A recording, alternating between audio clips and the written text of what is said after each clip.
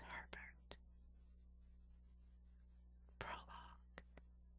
The old house had been empty for more than a year. It stood detached and faded next to a disused canal, away from the road, screened by foliage gone wild. No one went there. Nobody showed much interest anymore. A few windows had been shattered by the neighborhood kids, but even they lost interest when nothing more than silence responded to the crash of broken glass. In fact, the interest, the only interest that had ever been shown by others, was on the day they took the old woman away. They knew she'd been living alone since her husband had died, never went out, and was only rarely seen peering from behind lace curtains. She never parted the windows, just gazed through them, so only a hazy spectral form could be seen by anyone interested enough to look. Her groceries were delivered every week and left on the back step. Powdered milk was included amongst them. The local grocer said the old woman's paid her bills regularly every 3 months, with never any queries as to the contents of his delivery, which, suited him. He'd been given a list at the beginning for a regular order, but if he forgot to include a pound of butter or 2 pounds of sugar now and again, no one noticed, no one complained. Still, he was curious. He used to see her occasionally when her husband was alive, but even then she didn't have much to say.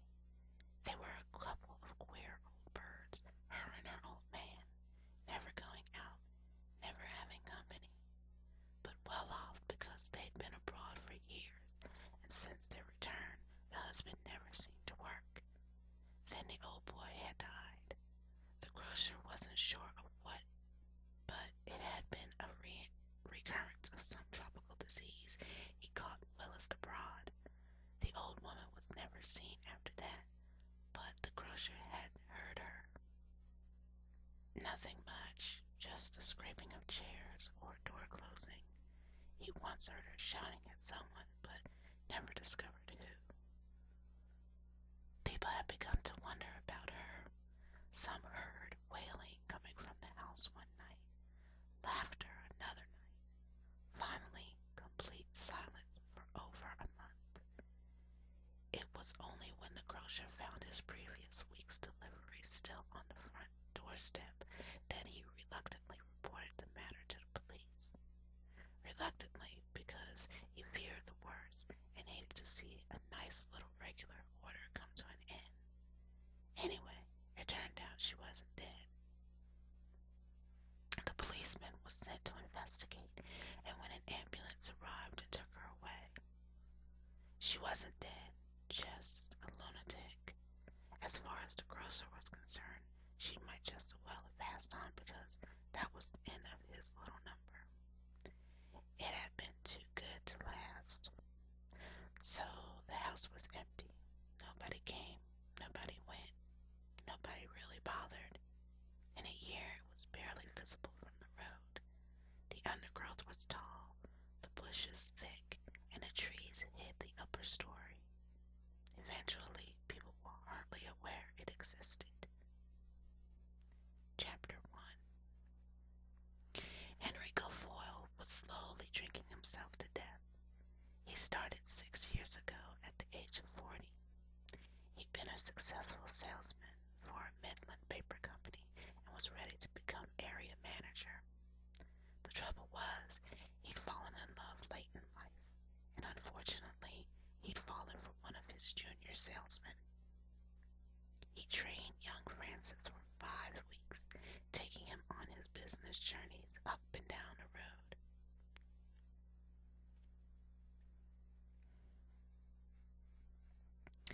At first, he wasn't sure if the boy had the same inclinations as himself, but as he grew to know him, the shyness and the quiet loneliness of his protege seemed slowly to dissolve that incredible gap he'd always felt with other men. Why Francis had decided to become a salesman he'd never discovered. He wasn't the type. Guilfoyle could fold his own in the company of any group of men. He could be the typical bluff salesman, the dirty jokes, the sly wink, the backslapping, the professionalism of his trade hiding any imperfections in his maleness. He was a good actor. Francis was different. It seemed the shadow of his homosexuality dampened his natural spirits, guilt tainting his moods. But he wanted to prove himself to be accepted, and he had chosen a career that would make him forget his own personality by reflecting that of others. The third week, they'd stayed in a small hotel in Bradford. Only double rooms were available, so they shared one of the single beds. They'd been drinking most of the afternoon with the client. After lunch, taking him to the usual local strip club. Guilfoyle had watched Francis in a darkened basement called a club because it had a bar and a membership fee. The boy had watched the girls all night, but not with the exaggerated look of lust shown on the face of their client, and on himself, of course. And when the final sequin garment of the girl had been thrown aside, he slapped the boy's thigh under the table with a skillful heartiness, letting his hand linger just for a moment, but long enough for their eyes to meet. And then he knew. Oh, that glorious moment when he really knew. There had been signs after the first week, of course. Little tests Guilfoyle had said. Nothing jarring. Nothing that could cause even slight embarrassment if rebuffed. But he'd been right. He knew. He'd seen the smile in the boy's eyes. No surprise, not even apprehension, and certainly not alarm. The rest of the afternoon passed with a dreamlike quality. His heart beat wildly every time he looked at the boy, but still he acted superbly. His vulgar and ugly, most definitely ugly, client never suspected. They were men in a man's world, leering at big-breasted, deformed women. The boy was a bit green, of course, but they showed him how real men acted when they were confronted by naked thighs and fleshy tits. Guilfoyle emptied his glass of scotch, threw back his head, and laughed. When they got back to the hotel Guilfoyle had chosen for special reasons, the boy was sick. He wasn't used to drinking a lot, but Guilfoyle had piled him with whiskey all afternoon. Now he began to have regrets. Perhaps he overdone it. Frances had been sick in a cab on the way back to the club, and then again in her room in the sink. Guilfoyle had offered black coffee and poured 3 cups into the half-conscious boy. Them was a mess on the boy's coat and shirt, so Guilfoyle tenderly took them off and scrubbed the worst spots in hot water. Then Francis began to cry. He was sitting on his bed, head in his hands, his pale shoulders shuddering convulsively. A lock of fair hair fell over his long, thin fingers. Guilfoyle sat next to him and put his arm over the boy's shoulder. The boy's head leaned onto Guilfoyle's chest, and then he was cradling him in his arms. They stayed like that for a long time, the older man rocking the younger one back and forth like a 5-year-old until the sobbing faded into an occasional whimper. Guilfoyle slowly undressed Francis and put him into the bed. He gazed at him for a while, then undressed himself. He got in beside the boy and closed his eyes. Guilfoyle would never forget that night. They made love, and the boy had surprised him. He wasn't the innocent he had seemed. Nevertheless, Guilfoyle had fallen in love. He knew the dangers. He'd heard the stories of middle-aged men and young boys with their vulnerability. But he was happy. For the first time after making love to another man, he felt clean. Purged was the feeling of guilt. Gone was the feeling of self-contempt, disgust. He felt free and alive, more alive than he'd ever been. They'd gone back to their company after collecting a fair-sized order from the Klein in Bradford, and all had gone well for a while. Guilfoyle expected to be area manager in a few weeks. Large orders were coming in, and he saw Francis every day and most evenings. Then slowly at first, things began to change. The younger lad seemed to be losing their respect for him.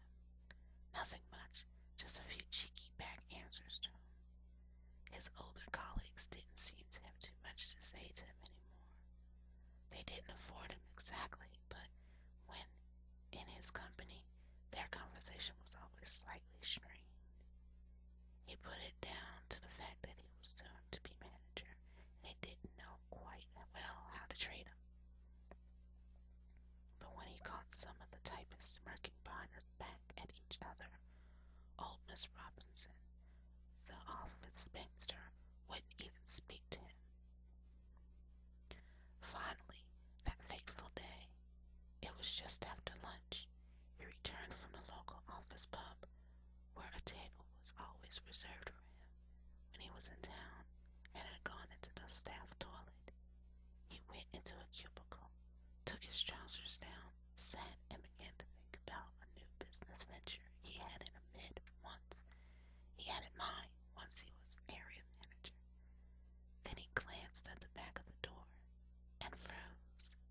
It was covered with graffiti, all about him. Evidently, after the first one, it had developed into a game, for marks had been awarded to each one.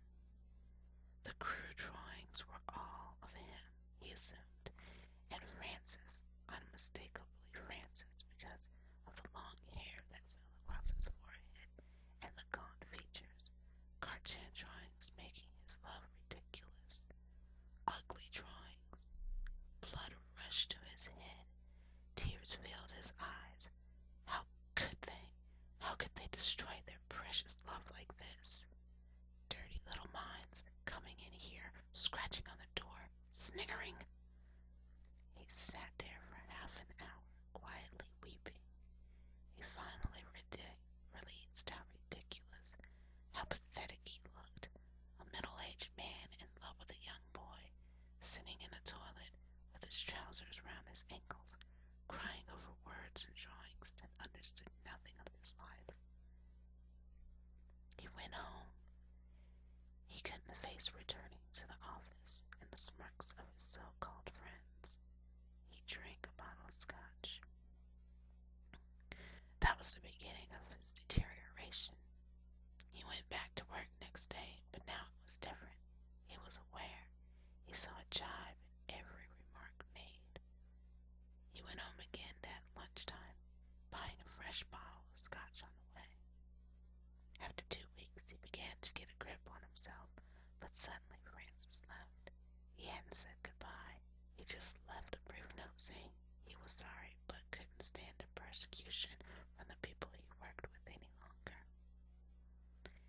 He went to the boys' home, but a hysterical scene with Francis' mother made him realize it was finished. Her threat of involving the law convinced him of this. Francis was very young. His downhill plunge was rapid after this. He lost his chance of promotion. He was never quite sure if it was because of his reputation or the fact that he was rarely sober now. Probably both. He resigned and moved down to London to lose himself in the quagmire of countless other disillusioned people. So, for 6 years, he hadn't worked much, but had drunk steadily still till his money ran out.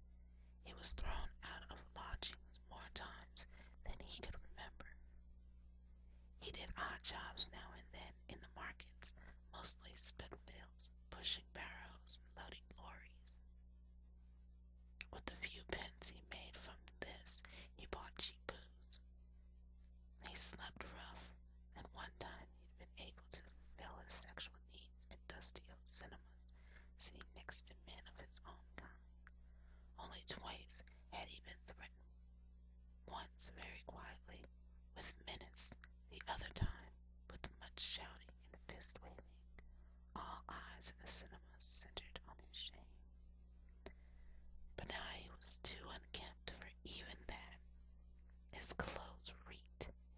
He smelt the grime picked up in the market and the sheds where he slept. Any desire left in his body had been burned out by the cheaply concocted alcohol he now drank.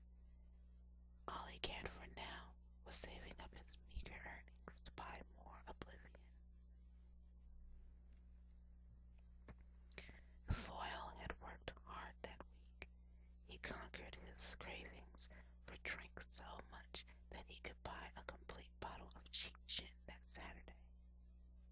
How he had survived, he never knew, but sometimes and somehow he managed a mental picture of a full bottle of gin ever present in his mind. Now, as he shuffled along the dark streets by the docks, he drank until his head spun and his steps became more unsteady.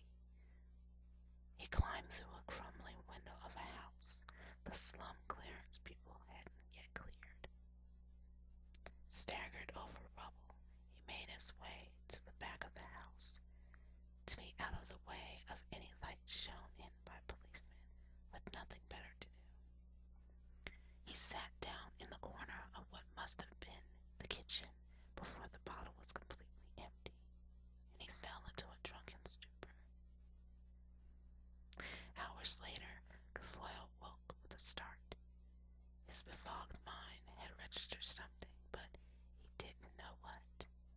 He drained the rest of the gin before he felt the sharp pain in his left hand.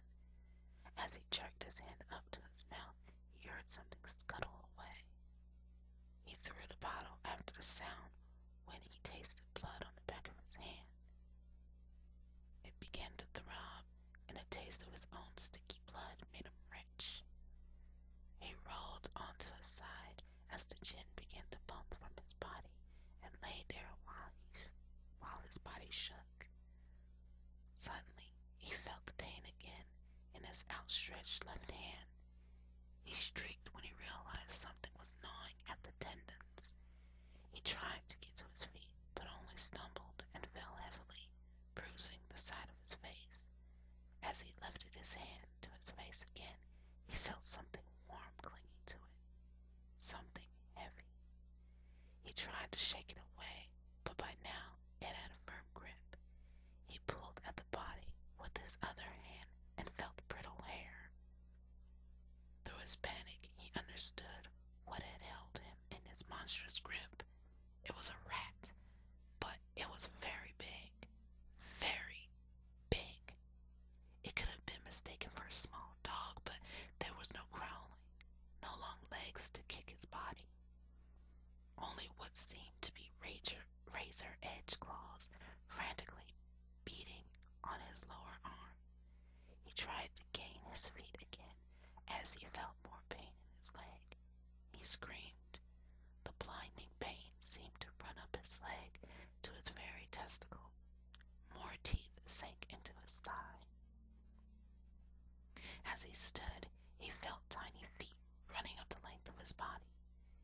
He actually felt hot, foetid breath as he looked down to see what could climb a man's body with such speed. Huge teeth that were meant for his throat sank into his cheek and tore away a huge flap. His body poured blood now as he thrashed around. Once he thought he had found the door, but something heavy leapt up onto his back and pulled him forward to the floor again. Rats! His mind screamed the words. Rats eating me alive! God, God help me! Flesh was ripped away from the back of his neck. He couldn't rise now for the sheer weight of writhing, furry vermin feeding from his body, drinking his blood. Shivers ran along his spine to his shocked brain. The dim shadows seemed to float before him. Then a redness ran across his vision. It was the redness of unbelievable pain. He couldn't see anymore. The rats had already eaten his eyes. Then he felt nothing, just a spreading sweetness over his body. He died with no thoughts on his mind, not even of his beloved, almost forgotten Francis. Just sweetness, not even pain. He was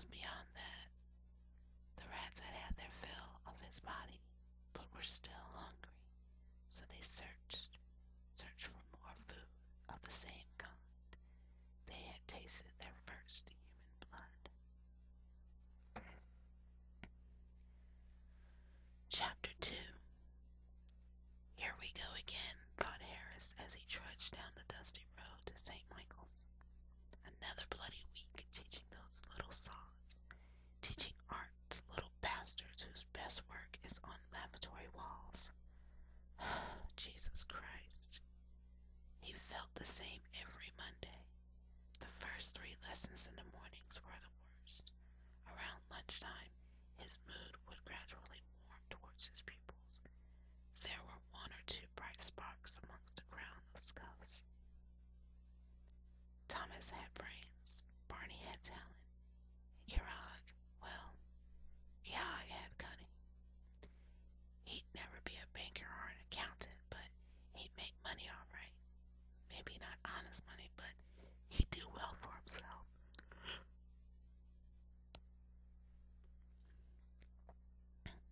Harris wondered what made one boy stand out amongst others.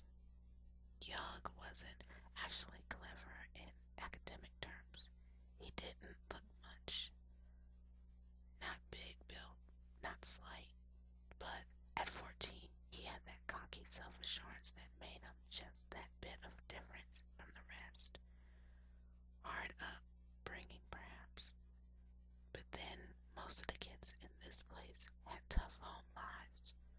What could you expect when they lived in a dockland, fathers either working in factories or in the docks themselves? Most of the mothers working as well, so that when the kids got home from school, it was to an empty house. Then, when the parents got home, they had no time for them. Still, things were a lot worse on this day. Dockers earned good money these days, and so did factory workers. A lot more than he earned as a teacher. The biggest division between working class and middle class nowadays was accent. He'd come from the same area. The East End had no mystery for him. He remembered when he was at art school, telling some student friends about where he lived. How colorful, one girl had exclaimed. Colorful? Well, that was one way of describing it. At 32, he was back, teaching little facsimiles of his former self. They tried to give him a rough time at first, the little bastards, because art to them was playtime, and anyone who taught it was queer anyway. But he'd given them the treatment. He'd come down on them so hard that they were scared to whisper in his presence. Sort out the leaders, that was the trick. Give them a hard time, show them up. You didn't have to use their language exactly, but you could use their style. A good sharp clout now and again would work wonders. Because he was young, he had to show he could be a hard nut too. It was pathetic, really. The times he had to suppress laughter when one of the little villains had tried to stare him out. He finally begun to win their respect, so he softened up a little. Not too much. They'd have taken advantage, but just enough to get them to loosen up a bit. Georg was the only enigma. He knew he could get through to the other boys. They both knew it, but Georg would laugh at him with his eyes just at the last moment before mutual understanding was reached, and he'd know he'd lost again. Harris wondered if it was worth it. He had his choice of schools to teach, but he wanted to help his own kind. No, he wasn't that noble. This was his home ground. He was in his element here. Besides, they paid more for teachers in underprivileged areas. Still, Barney showed promise. Maybe if he talked to the boys' parents, they'd let him go on to art school. His thoughts were interrupted as he heard the school bell. Growing through the gates, he heard the clatter of running footsteps behind him. 2 giggling girls, both in short skirts, both with bouncing breasts, both about 14 years old, scampered past. Anyway, the crumpet's good, Harris smiled to himself. It was halfway through the first lesson when Keon walked in.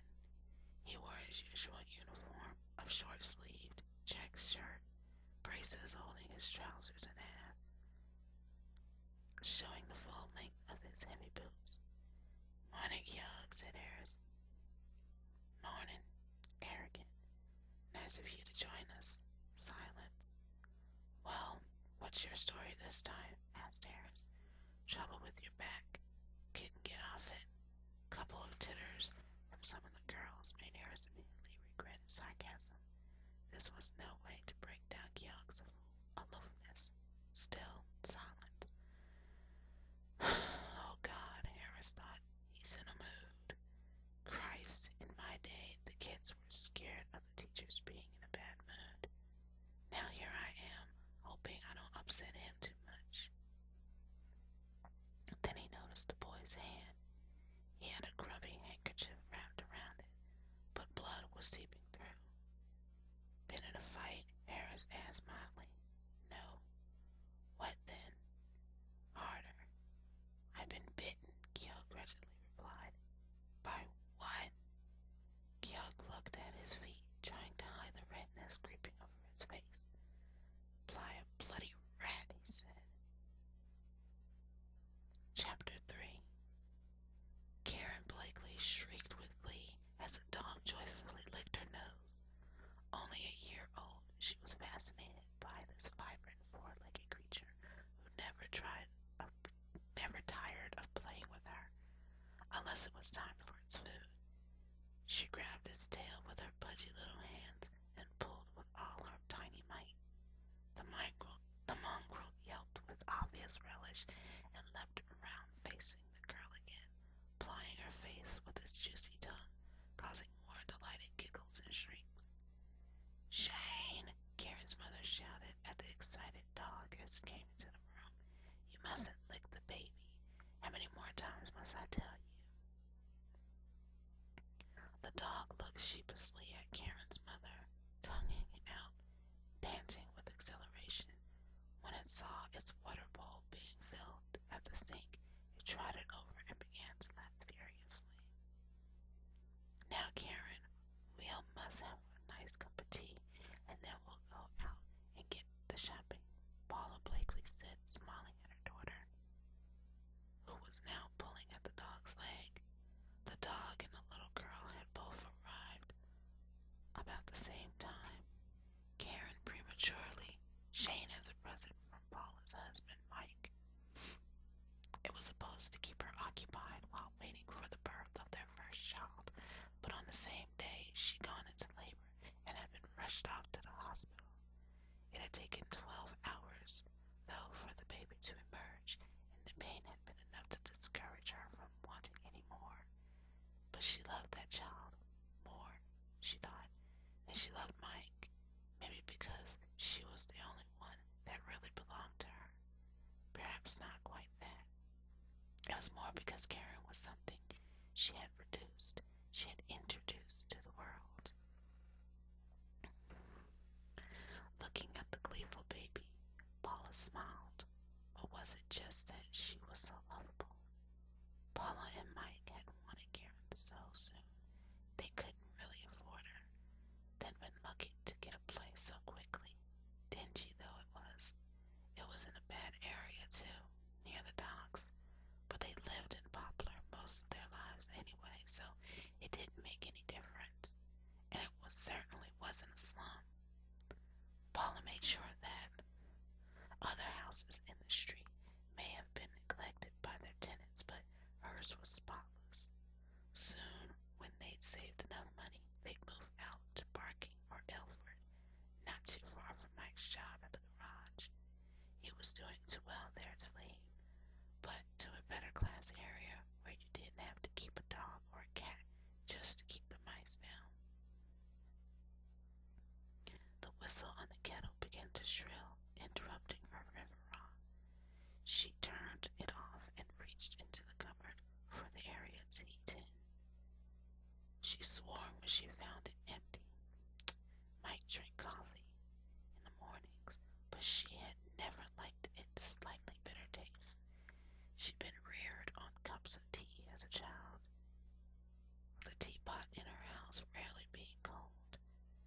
She looked at Karen for a moment. Would she be all right for a few seconds while she popped next door and borrowed some tea? Yes, she was preoccupied with Shane, watching him now slurp from his food bowl. She wouldn't be long. The baby couldn't get too much mischief in a few seconds. It would take her. Taking a cup from the cupboard, she quickly slipped out of the room, leaving the door open, hoping Karen wouldn't even notice she was gone. The baby happily watched the little mongrel gobble his food. She even tried some on the end of her finger, but spat it out when she discovered it wasn't to her taste. Suddenly the dog froze. The hairs on his back stood on end. It snarled at something moving in the doorway. The cellar door, which was in the hall next to the kitchen door, was slightly ajar, and a black shape scurried from it. Shane bounded towards it, picked it up by its neck, and shook it vigorously. A high-pitched squeal broke from the rat. Instantly, another appeared and leapt at the dog's throat, sinking its razor-sharp incisors deep. The infuriated dog spun around in a circle, trying to shake it off, but still not letting the first rat go. Then another was on the dog's back, clutching with its claw-like feet, biting hard and ripping skin. Shane howled with pain and shock as more black creatures poured into the room. The baby began to cry with horror as she saw her beloved playmate being hurt by the foul-smelling creatures. More rats came into the small kitchen, but these were different. These were bigger, moving more cautiously, ignoring the violent struggle with the dog. They saw the baby crying, the bowl of dog food by her side. They slid forward, sniffing the air as they went. The food disappeared rapidly. They turned to the tiny figure. The dying dog seemed to sense the child's danger and jumped away from its attackers, 3 rodents still clinging to its body. It fell upon one huge rat, which was already biting into the baby's leg. Shane threw the monster high into the air with the last remaining strength and turned to face the others. The little dog lasted a few seconds more, fighting with frenzied desperation, and then his body was torn to pieces under a black, writhing mass. When Paula Blakely rushed into the room, she screamed in horror and utter panic. The scene didn't quite register in her brain.